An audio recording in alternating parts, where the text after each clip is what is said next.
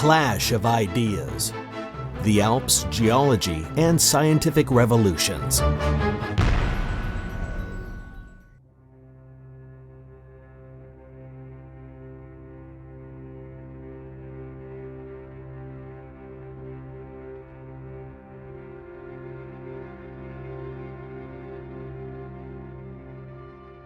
Mountains like the mighty Alps have long been a symbol of durability and permanence.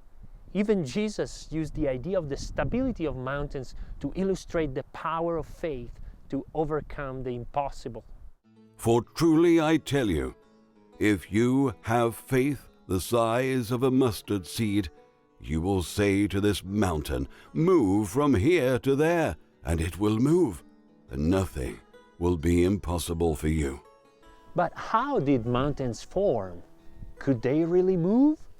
And if so, how? As geologists were trying to find answers to these questions, a fierce debate arose between proponents of opposing models. This debate was fueled by a stunning discovery made among the peaks of the Swiss Alps. Episode 3: Moving Mountains. It's hard to envision the gigantic forces at work during mountain building, but if one had to think of a process, it would probably involve a vertical movement from the Earth's interior. At the dawn of modern geology, this was the predominant view. It was believed that mountains formed by magma pushing up from underneath, or by contraction of the Earth's interior, lowering some regions while leaving others elevated. This vertical motion model came to be known as fixism, because mountains were believed to be formed in place, fixed and rooted to their location.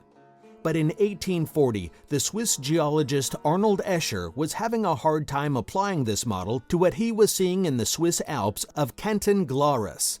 What was troubling Escher was a horizontal surface, a sharp line laterally traceable for many kilometers. Along that surface, two different rock units were in contact, one atop the other, and all available evidence pointed to a puzzling fact. The older unit was resting on the younger unit instead of the other way around. This surface was like a family secret for Escher. His father Hans had already identified the surface and accurately portrayed it 30 years before.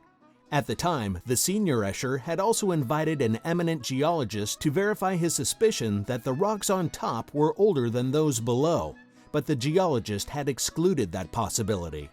The problem was this: if the upper rock unit was indeed older than the one below, how could it have gotten there? Had it been transported from somewhere else? Was the flat surface a sliding plane over which a colossal lateral movement had taken place? Arnold Escher entertained this outrageous idea for some time, but it required too much stretching of the imagination to accept it. Eventually, he devised an alternative explanation that did not conflict with the fixist model. He hypothesized a double fold, where layers had been pushed up into two elongated finger-like uplifts and then had capsized on their side, facing each other. This creative interpretation was accepted, and the Glarus Alps were presented as a textbook example of a double fold. However, in 1884, a Belgian geologist by the name of Marcel Bertrand, who had never visited the Glarus Alps, had an intuition that led him where Escher lacked the courage to venture. By reading publications about the Glarus double fold, Bertrand suggested in a paper that it is much simpler to explain the Glarus surface as a slippage plane over which the overlying rocks had been laterally transported for tens of kilometers. Bertrand's idea was tested and developed by several other skilled geologists. There was controversy, but it eventually broke the predominance of the fixist models. At the turn of the century, this new mobilist view of mountain formation had finally emerged. It had taken approximately 100 years to gain a fuller appreciation of the significance of the Glarus Alps.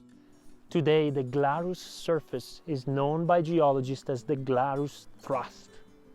Scientists are still studying it to learn about the mechanism that allowed a massive pile of rock to move over other rocks along this surface.